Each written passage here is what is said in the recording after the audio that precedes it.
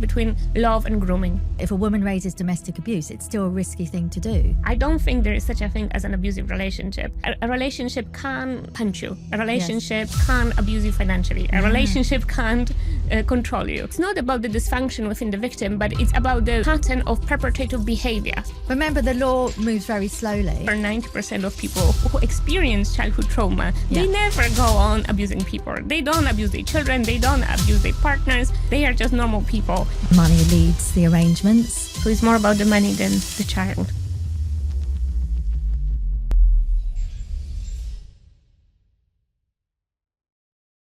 Hello, I'm Joanna Toch. This is the Family Law Cafe podcast. It's a podcast where we address issues of family law and all the things that affect family law. I'm really delighted to have back with me today Mags Lesiak. And Mags, introduce yourself and what do you do? Hi, Joanna. Thank you so much for having me back. It's really nice to be here. So I'm a psychological criminologist. I'm doing my PhD at Cambridge University. And I'm investigating victims' attachment to perpetrators within domestic violence context. Right. So when you were on our podcast last time, we had a really good conversation about some research that you had done and which really debunked a lot of the kind of accepted views about domestic abuse and what was really happening. And it's really what you were seeing. You researched, you had 18 women who weren't they weren't dependent on the perpetrator, on the abuser, but they stayed with them. And what did you find? Well, we found out a lot, actually. First of all, we found out that the women weren't codependent. Well, depends how you frame it, but codependency. They were not codependent, because that's a big issue. It's like, they're codependent, as if they're as much a part of the problem as a perpetrator. That's a given understanding, isn't it? Yes. Well, there's a big problem with that theory because it's not really based on any data or evidence. It's essentially someone sitting at home saying, "Oh, women are codependent." That's it. So what is that based on? That view? Well, nothing. Is there any data or any research? No. Right, okay. It is just like a view, and I think it is based on the idea that women should be responsible for people's behavior, because codependency says that the victim somehow benefits out of the dysfunctional behavior of her partner. So can we say weird. then, so someone going into a shop with a gun, give me your money, it's like saying that the shopkeeper behind the counter, just as much your fault, mate. Is that kind of a silly, it might be exaggerated it's like comparison? The police comes in and asks the shopkeeper, how did you enable this attack? What did you do to enable this man to attack you? So essentially that's the approach. As much part of the problem. Yes, that's how they historically was seen. But and what did you find on that there wasn't this codependency? Well, first of all, we found that it's not about the dysfunction within the victim, but it's about the pattern of perpetrator behavior. So I felt like all those women were talking about the same man. Like literally, it was so identical. It felt like they had the same strategy. And it was really annoying for me that the abuser was literally invisible. So no one would really ask questions about him. They would be like really focused on the codependent victim instead of actually asking questions.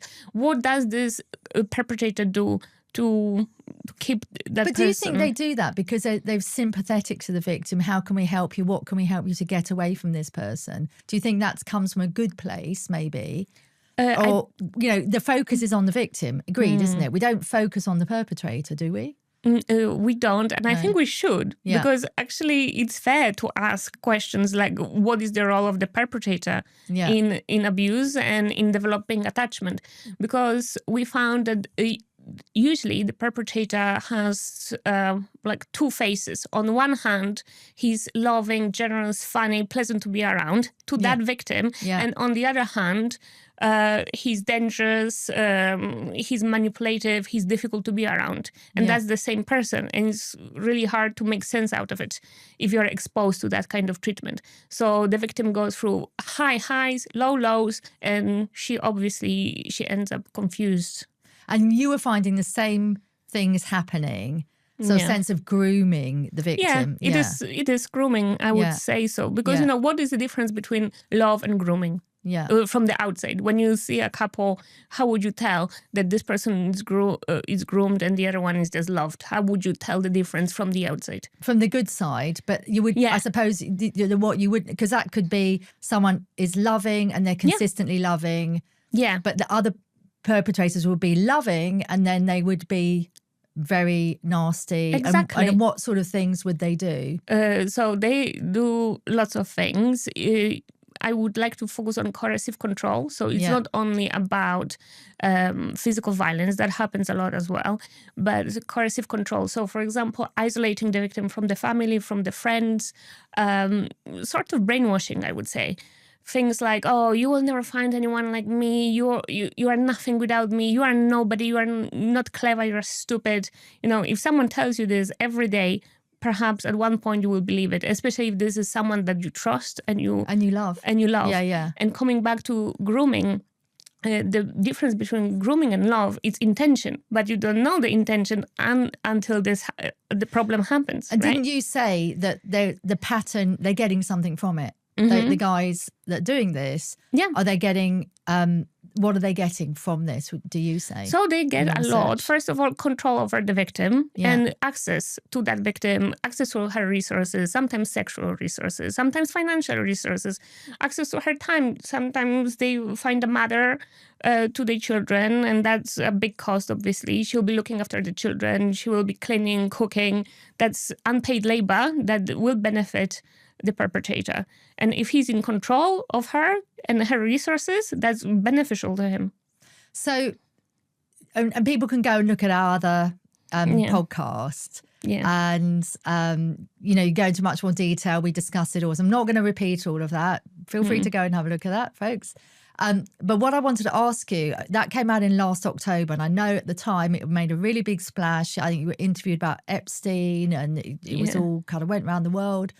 So tell me what's happened since and other aspects that you've been looking at. So after this came out, how did it go? So it went pretty well. I started talking to Cambridge University Press about the book.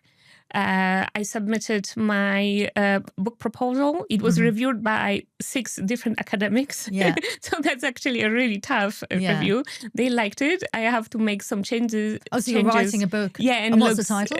So weaponized attachment, how perpetrators use love as a tool of manipulation and control. So you're working on that now? Yeah. And when's that going to come out? Oh, I don't know. I think it will take me at least a year to get it. So you're still researching and going beyond then? Yes. Okay. Yes. And then what other things are you finding that you're exploring that you can tell people about? Because what I see is that, I think as you said, there was no research for these things, for codependency. These were sort of assumptions. So there's nothing to sustain them. You've actually done the research and found that these men are doing deliberate things. They have a set things that they do. As you said, all the women you spoke to, it was the same things that they would do, the same behaviour, almost as if they were talking about the same person. I think you had to check, didn't you? I did have to check, actually. So what else has come out, and what sort of questions have people been asking you? Because it's quite a shift to have the focus on the perpetrators, you call the invisible perpetrator, rather than the focus on the victim.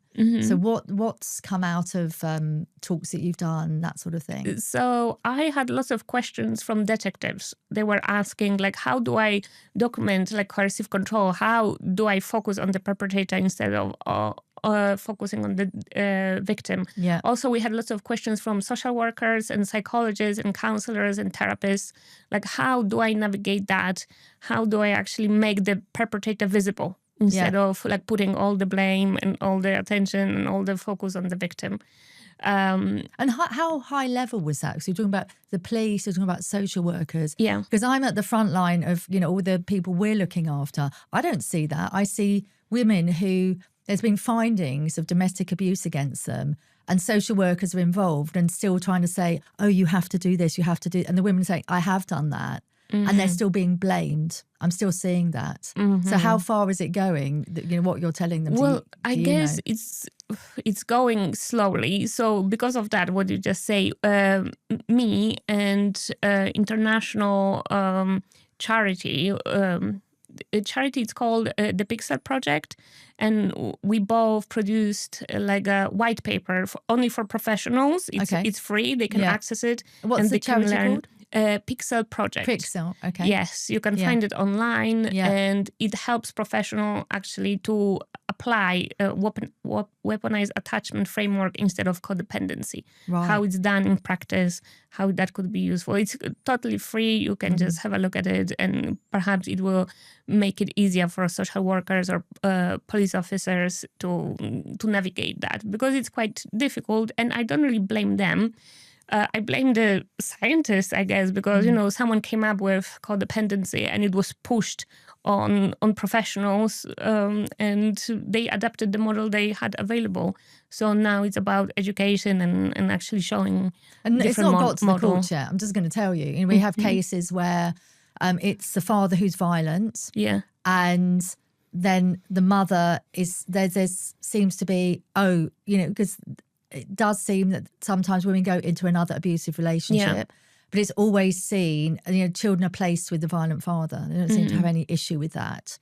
So it seems to me that the thought should be given as to what's happening there, because then they use the children as well and don't allow the child to see the mother often. Oh, really? Okay. That's really concerning, actually. That's not okay. It's not okay. And I feel that maybe it's a lack of training, but the guidance is there. And there's PD 12J, which is all about, if you find domestic abuse, what you should do. But it just seems to be patchily applied. And then some men, I think, are unfairly treated because it's not applied properly there. There just seems to still need to be some understanding. I think a lot of these views about if a woman raises domestic abuse, it's still a risky thing to do. Oh, really? Because, yeah. And in what way is it risky? Because when a woman raises domestic abuse, research has shown children are more likely to be removed from her. That's and placed where? With the perpetrator? Yeah. It's hard for me to make sense out of it. But remember, the law moves very slowly. Oh, okay. And it's beginning. There are lawyers who are really beginning to tell the court, no, there's a finding of domestic abuse. So you don't then go and sort of, they need to see that far. They don't seem to I think sometimes they're still playing lip service. They're not really following through. And it always used to be, as a lawyer, you'd have to be really careful in saying, pragmatically, if you cannot prove this, absolutely. And often people wouldn't have evidence. You have to be very careful in the allegations you raise. It's still a really big decision. So it's the victim's job to actually find the proof, to find the evidence, not the person who is investigating. No. Yes. It's her. Yes. It's on her. Okay. Yes, it's on her. That might be difficult when you're abused, scared, lonely, isolated. I think the problem is then there probably are some cases, this is going to happen in anything, where allegations are raised and they may not be true. So the court's always looking for that proof. So you're coming up against, the system doesn't work well. It doesn't fit. Family law doesn't fit easily. Family and law are not really two words that should go together, because the legal system, there's a binary system. So you've got to prove, beyond a balance of probabilities that something happened, but you might not be able to prove it. So if you don't, it's going to be then, well, you raised it, so it's the other way, that you're making it up. And so it's still really risky. All sorts of things where, things that come to us, I don't think they really understand. They're still seeing, the perpetrator, they're still sort of separating out in a legalistic way, well, we can still put the children with that person. That's how we're going to do it. What about evaluation? Like, is there anybody who evaluates CAFCAS, so the Children Families Conciliation and Advisory Service, they would do a welfare report. Oh, okay. And is it done by a psychologist or? No. They would be social workers or former probation officers often. So they have a set way of working. It would probably be really interesting for you to talk to CAFCAS, and so that they do understand what they're doing here, because I think it's variable. Maybe I will email them then. Well, if it comes from this, if it's, as you've said, no proper research for those beliefs. You've done the research and you found material which just changes the perspective. So what other things have been raised with you when you've been talking about your research? Well, the one point that was quite interesting, people were often linking perpetrators with the childhood trauma. So, for example, they would be saying, "Oh, he didn't mean it. He's just traumatized. He was traumatized, and that's why he's abusing that woman." And it feels like history of childhood trauma is used as a excuse, essentially, and that's not okay either. So, what did you find out? I mean, is it that you have a man who's been traumatized, he can't help his behavior? So you're laughing. That's what people are saying. Sorry. Okay. So first, looking at data, over 90% of people who experience childhood trauma, they never go on abusing people. They don't abuse their children. They don't abuse their partners. They don't commit crime. They are just normal people. And sometimes some of them might experience depression, suicidal thoughts, or anxiety, but they will not be externalizing those things. Like they will not be harming others, right? So 90% of people will not. That's the research. Now, I want to pick you up on that, because when I did care proceedings, you'd often see a report about someone and say, and it just sticks in my mind when someone said to me, okay, well, these things did happen to me in my childhood, but it doesn't mean to say, I can't look after my children now. And they would tell me what they were doing. But it was always this background story, this and that had happened to make them unfit to have their children with them. That's a big thing in care proceedings. Well, just because you had a childhood trauma, it doesn't mean that you will actually be a bad parent. Mostly not. You'll be just fine. 90% of people will not abuse others and will not commit crimes. They will just heal, or they will experience post-traumatic growth. They will just sort themselves out. It's hard because trauma does affect your beliefs, your morality. It changes you, but you have control over it. Like you can go and heal. You can connect with other people. You can change, right? Yeah. And when you decide to abuse someone and it's a crime, it's essentially your decision to do so. Right? Yeah. Like you do it because you want to. Yeah. And usually because you benefit out of this kind of behavior. Because, if I hit you, perhaps you will do what I want you to do. Right? It is instrumental in nature, like abusing people, like children or women, someone who is weaker than you. And you can, sorry to push that, but it's very noticeable that, this is something that they are in control of, because they are never traumatized enough to abuse their boss. Okay, they are never traumatized enough to abuse the policeman.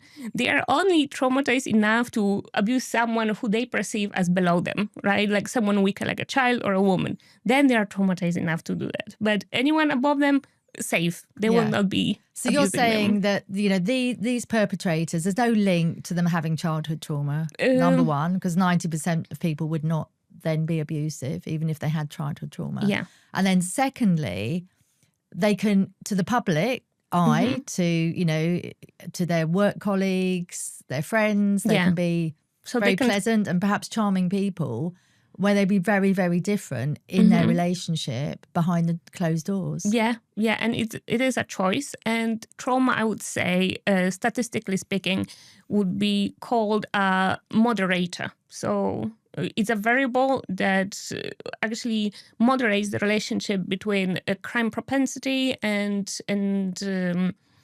and offending. So in that case would be domestic abuse. So it can moderate it, but it's not casual in nature. So it will not cause you. It doesn't cause it. No. But when you say moderate, what might make it worse? Or better. Oh, better, yeah. Right. So it would have an effect. Yeah, it might have an effect, but at the end of the day, it's a choice, and you make that choice, and you're responsible for your own action. And thinking about 90% of people who manage not to abuse others tells everything that we should know, right? Often it's just used as an excuse. So this happened to me, because that's part of your initial research as well, isn't it? That perpetrators would often say, this all happened to me when I was young, and then they would find out about things that had happened to their partner and say, we're sort of trauma bonded by that. And but I think you rubbished that. Would that be right? Some perpetrators, they use trauma as grooming technique. So sometimes they did experience trauma, sometimes they didn't. But, once they share it with the victim will feel loyal, or she will feel understood if she had similar experiences, right? So it's sort of like a technique. Something they do because they benefit out of it. Their disclosure is not based on, let's connect and work on it. It's more like, I was so traumatized. Now you can't tell me anything. You can't do anything. Now I have sort of control over you because of that. With it, it's sort of exploiting that, isn't it? Yeah. Often they do. There's something that's coming up for me a lot that I see in cases, and I'm no expert in psychology, so I wanted to ask you about it. I heard this term DARVO, which is deny attack, reverse victim offender. And what I see to explain that term is women who've been abused, and then the courts give them protection. They might give them a screen, they might give them, a waiting room. What I'm seeing increasingly, that those abusive men in proceedings are saying, well, look, I'm victim. I'm a victim. I'm dyslexic, or I need to be specially treated. And the court starts running around them because they're so worried, if they are complaining. And they start distorting the proceedings, prolonging them, and making themselves a victim, and just seeing it a lot lately. I don't know whether it's when protections come up, whether it's just that thing that parties think, well, I want that. I want to have that protection, even if they haven't got anything diagnosed, there's nothing. Okay, well, that's concerning again. I have dyslexia, and no one has to. I'm just saying as an example. To me, it's like, and then they want, for example, I've something recent. I have autism, and it was said about 6 to 8 months before the actual hearing. There's no diagnosis of autism, but just saying he had autism, and dyslexia, and then saying the child has this, and just all these things coming into it. And you think, but there's nothing from a doctor, and I don't think it can be that hard to get, an assessment, but just claiming lots of protections from the court. And I think it just is unnecessary and confusing. But they're just basically saying, we're victims too. Oh, okay. That's what I see. Well, I guess we need some safeguards because people who do have autism, of course, if they have those things, fine. But these are people claiming it with no evidence. Well, that's unfair on people who do have autism, and also it's unfair on everyone else that someone is using.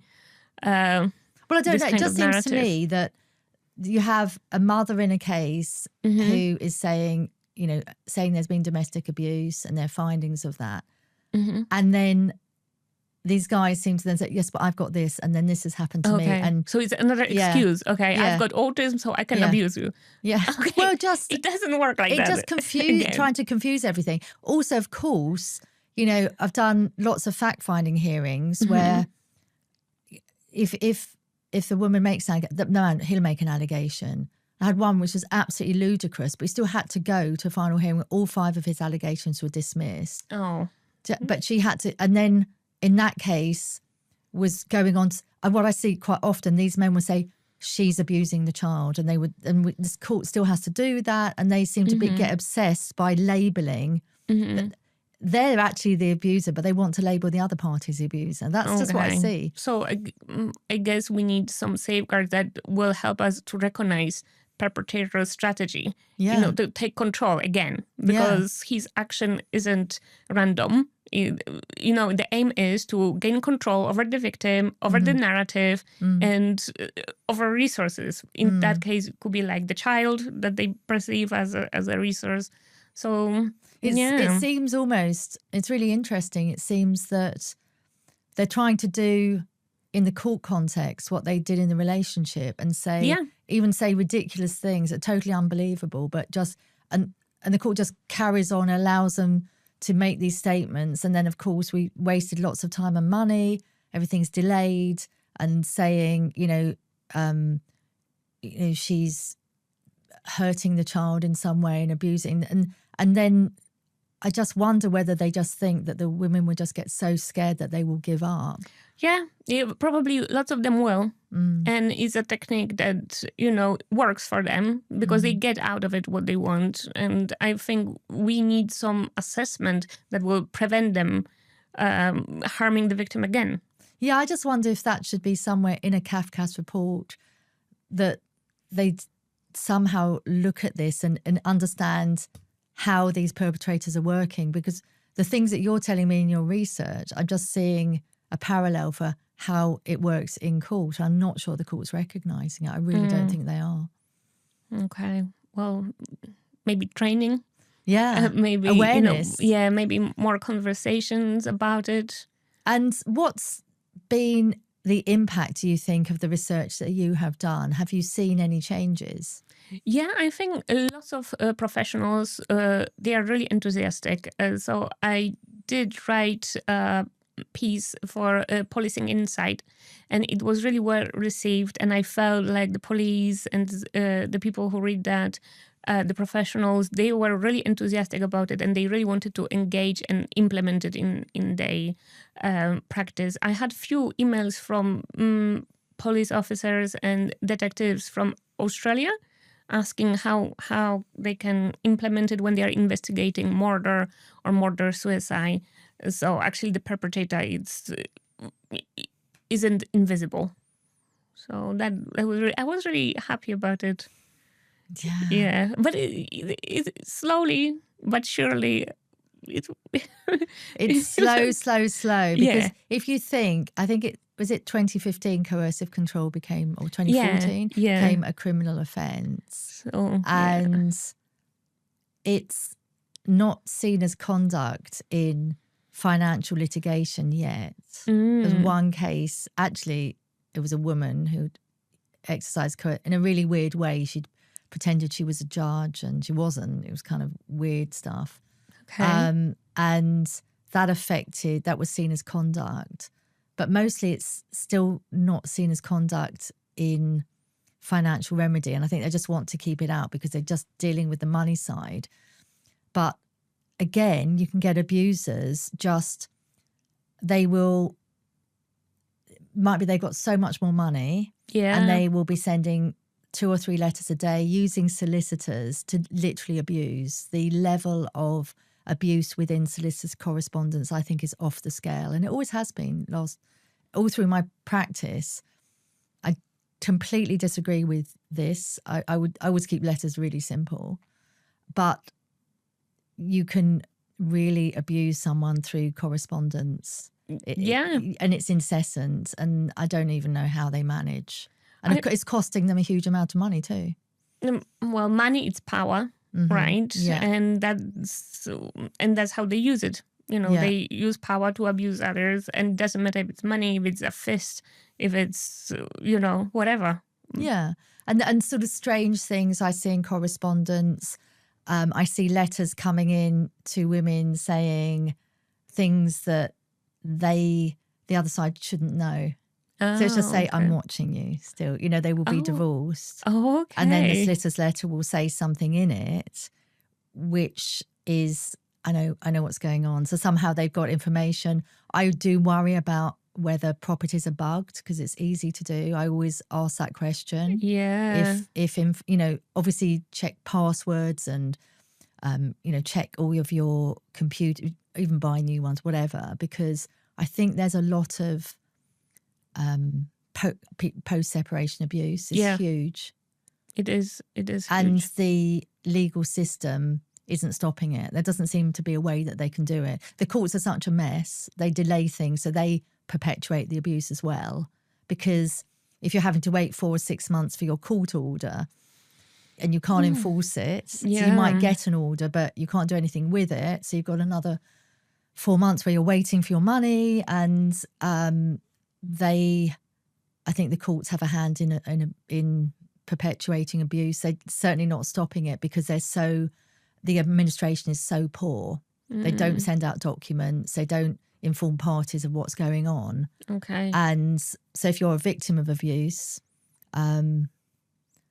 you may not even know where the hearing is. It might not, they change it and all sorts of, and that's a big problem. So it feels like the system, the way it's set up, it's sort of like against the victim. The way things, What I'm saying is, because when you've got a poorly run system where you can't get a hearing for months, where you can't, and if you have a hearing, they don't even send out the order for months.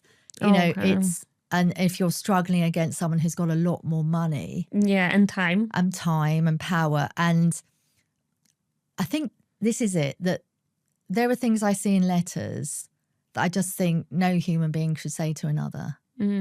So the victim isn't writing those letters. They're not thinking that way. They think, I just want something that's fair, or, I want to make sure the children spend time with their father. But then the letters they're getting, the term gaslighting, it's just, they're saying all sorts of stuff that solicitors can pass off as being, well, these are my instructions, but really, then really not to do with progressing the case. They're to do with, I've even seen one saying, well, you lost this, that. They didn't. The woman hadn't lost the case anyway, but this will happen, and just disobeying orders. That's massive. So abusers don't obey orders. Courts don't really do much about it. They're incredibly slow. They don't. No, they're very poor, because again, you've got to take time to get it into court. You've got to jump over lots of hoops.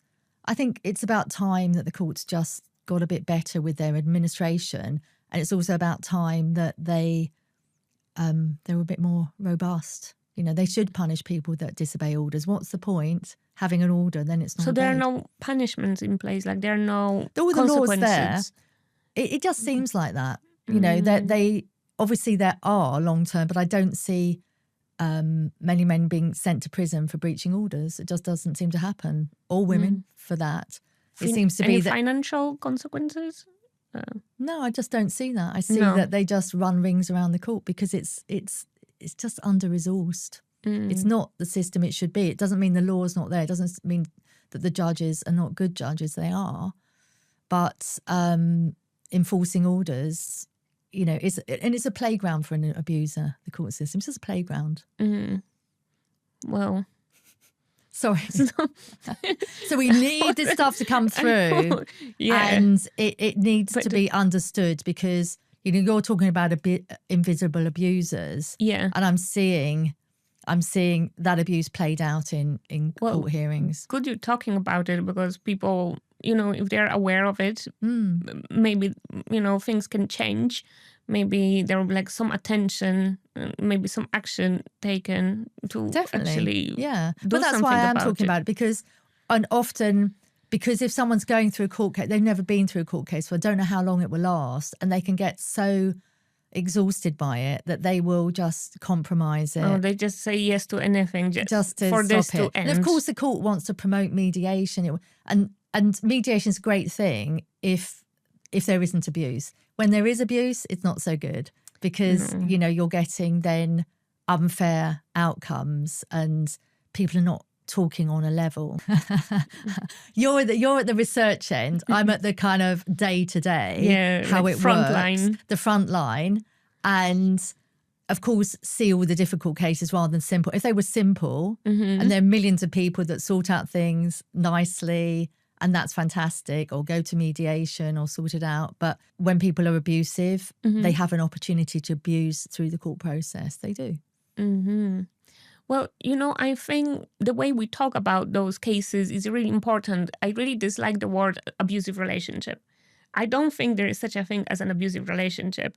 A relationship can punch you. A relationship can abuse you financially. A relationship can't control you, right? It's one person doing this to the other. And if we continue saying like abusive relationship, the abuser will be invisible again. Yeah. And the victim will be like held accountable for being around that abusive person. Because, sometimes it's really, really hard to get out of the situation. Sometimes it's not even about your feelings. Last year, I was teaching at Greenwich University, and I gave them an example how your decision will change based on your situation or circumstances. So I gave them an example like that.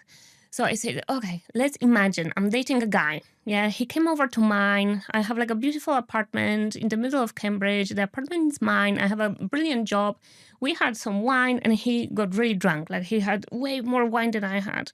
And he became really weird. And at some point he like slapped me. And oh my God, I'm shocked, absolutely shocked. I am like, oh my God, this is the doll. Goodbye. I will never see you again, right? I'm calling my friends saying, oh, that was so uncomfortable. That was awful. I blocked this man. I will never see him again. I'm going to go for cocktails with my friends, then to the gym, and he's forgotten. But imagine, it's me again, the same woman that I am, but this man is not some random man, and I don't have my apartment. I don't have a great job. And I have 2 children under 2. And he's my husband, he's the man of the house. And maybe my English isn't that good. I don't have a job at all because, having 2 children under 2 is really difficult. And he does this to me. He drinks way too much and he hits me. What will I do? Yeah. As the same person I am, what do you think I would do in that situation? And one of the students said, you would apologize. I said, yeah, perhaps I would apologize, And so I really dislike the idea that we have to be thinking about her personality, mental health. Like that's irrelevant, isn't it? No, just look at the situation. Because, to make me vulnerable, all it takes is just lose my apartment, lose my job, and move to France where I don't speak the language. That's it. And I'm a vulnerable woman there. And if, if I have 2 children that I'm worried about, but I have nothing else to do, like, what's then? What's going to happen? And also, and I'm just going to throw in here, there's a massive move to 50-50 shared care in this country. Yeah. Research behind it, it's something that all men seem to want to do if it's definitely when they have a lot more money and they don't want to pay child maintenance. Okay, that's what it is. So it's money. What do we think? What do we think? What do we think? They're working sort of flat out, earning loads of money. They separate, and let's say they're not married. Let's say they've been in a relationship for 10, 15 years. Say they have a couple of children. Well, really, it's just sort it out and understand maintenance is payable, and it would probably make more sense if the woman has been at home that they were more with their mother. I just think that's kind of how the arrangement's been. Maybe these men are working really hard, and good for them that they're working hard and doing that. It doesn't really make sense to say it should be a 50-50 shared care because they can't be there physically. Oh, okay. But that happens all the time. And to me, I just wonder, is it about the money side? Because of course then that would reduce or even eliminate child maintenance. So I don't see how the children are better in that situation, but that happens again and again. And courts are like, this is fantastic. It's so good, 50-50. But if you were a child, would you want to be split 50-50? I think it's just something that usually people want a main place to live. Yeah. It can be great in, let's say 2 working parents, and that could work brilliantly. But in situations where one parent has been at home, has been the main carer, it seems not necessary in the child's best welfare interest to then say we're going to be 50-50 when that other parent might not even be there when they're at home, can't give that level of care.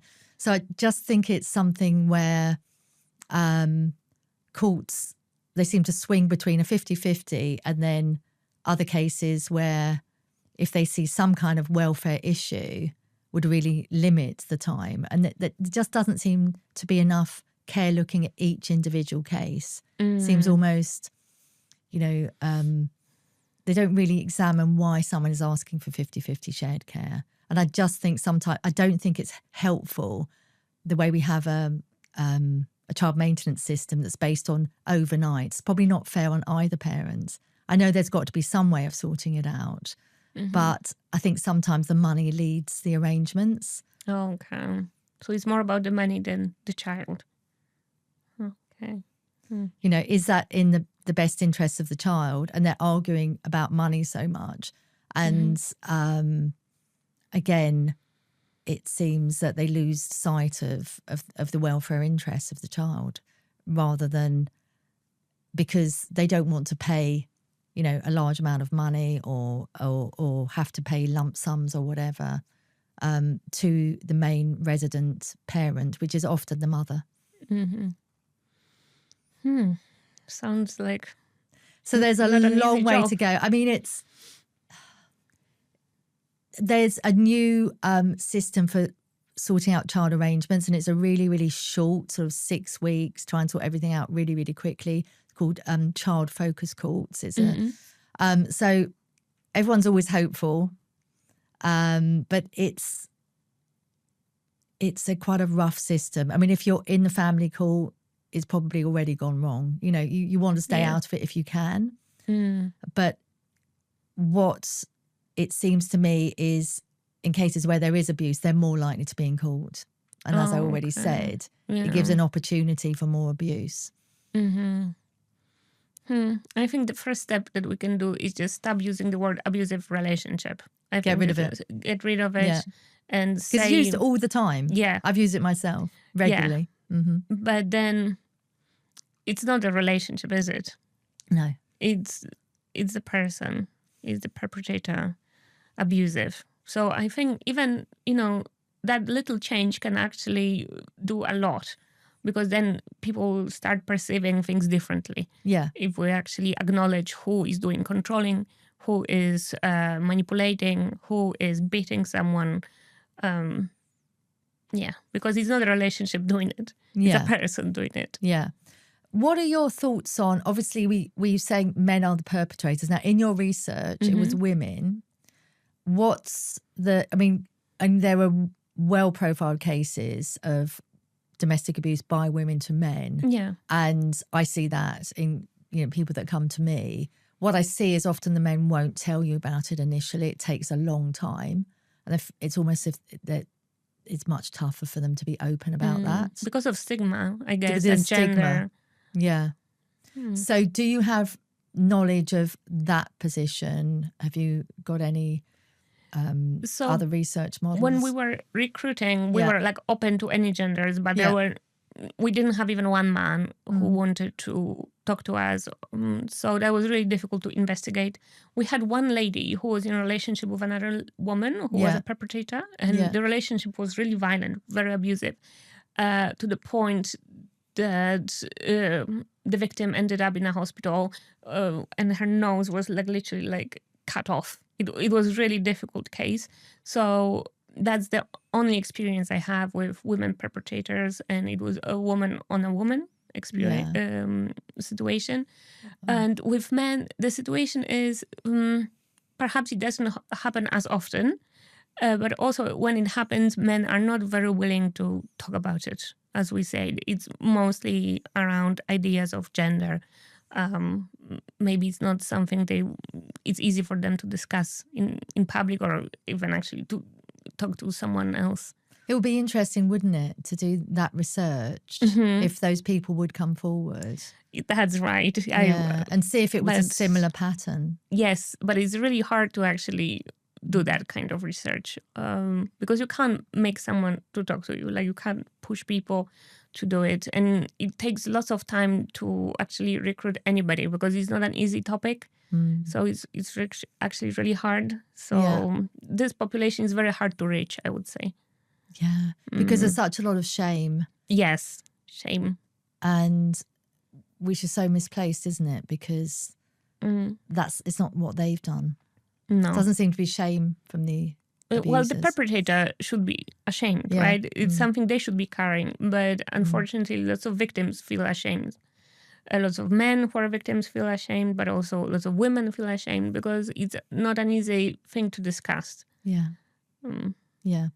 And with the people that were in your research group, had they actually got away in the end? Because it was about people who stayed in relationships when they didn't need to do so. They didn't have any financial dependency. They didn't have children that they so needed to stay. So that was what was interesting about your research. It wasn't a reason for them to stay.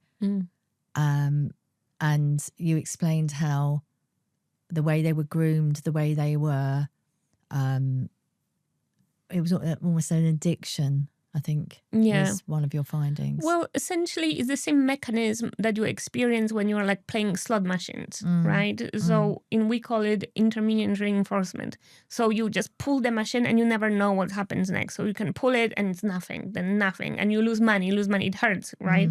And then you win a lot, but you never know when it's coming. It's like sort of brainwashing as well. It's like a behavioral addiction.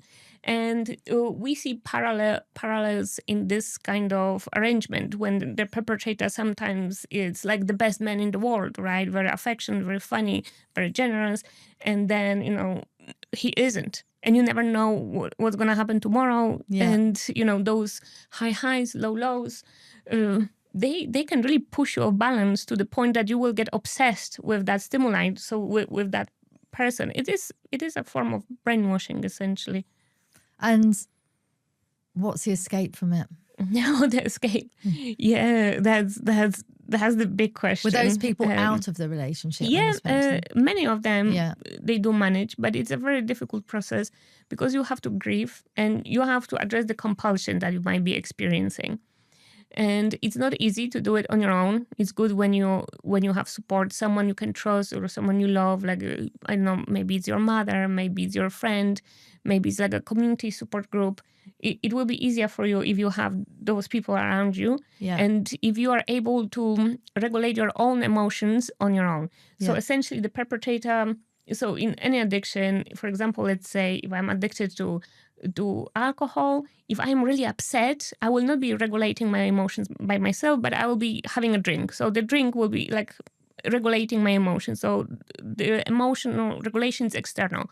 So the same with the victim, because the perpetrator is trying to control you to the point that he is also controlling your emotions. Right? And once he is gone out of the picture, who will be regulating your emotions if you are used to him doing it to you, because it's a form of control.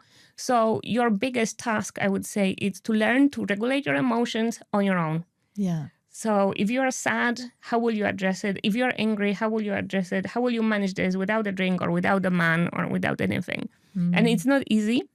And there are a few good therapists you can go with, but they should be focusing on emotional regulation, like processing your emotions on your own.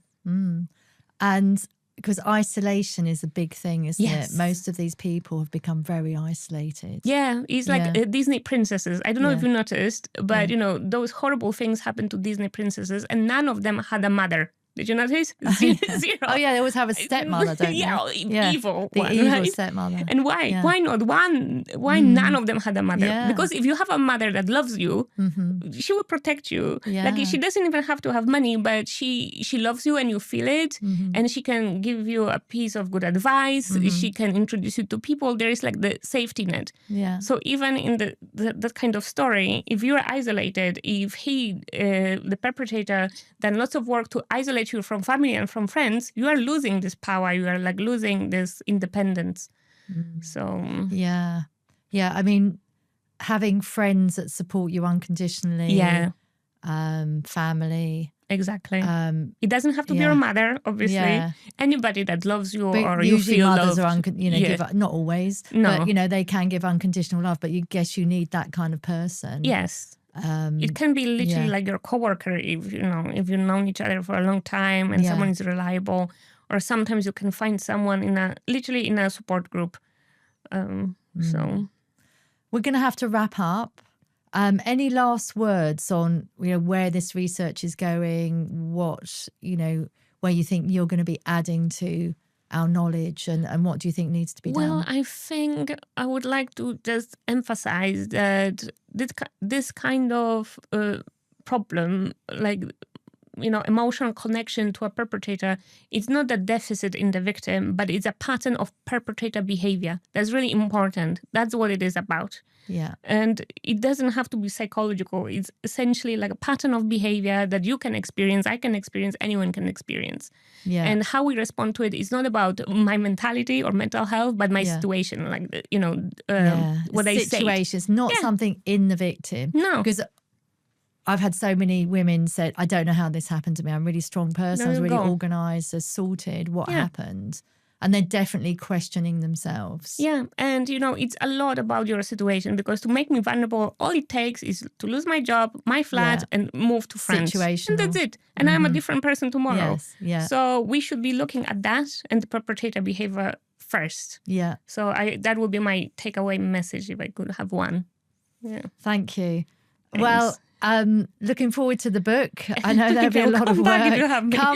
Come back. And there's so many aspects to this, but I think, as you say, look at the situation. If you're listening and anything that we've said has some resonance, I guess find someone, as you say, a trusted person that can really support you. I think that shame comes from people thinking it's them, don't they? Yeah. I've made a bad choice. What would people think? And, the narrative of codependency, masochism, I think that it contributes to the shame. Get rid of it. Yeah. No codependency. No. It's not scientific. There is no science in it. There's no science in it. No. From the expert. There's so much that has to be changing thinking, because my thinking is not there, and I have to keep pulling myself back. And, no trauma bonding, no codependency, no, as I say, so many cases that I've done where, local authority, well, she's going to get into another violent relationship and she has to change, not looking. And that's, as I say, then placing the children with that father who's violent. It's crazy. Well, how do they know that she will find another abusive man? Because they have a crystal ball? It's her. Because that's the thinking. But you're sweeping aside stuff that's so ingrained that people don't even question it. But, there is no assessment that could actually predict the future, right? And just assuming that that's what will happen, it's not okay. Yeah. Because you don't know the future, because the future doesn't exist. Future has to happen, right? So making this kind of statement is just not okay. And making decision based on that statement is surprising to me. Yeah. Yeah. Thank you. Thank you. Thank you, everyone, for listening. Thanks.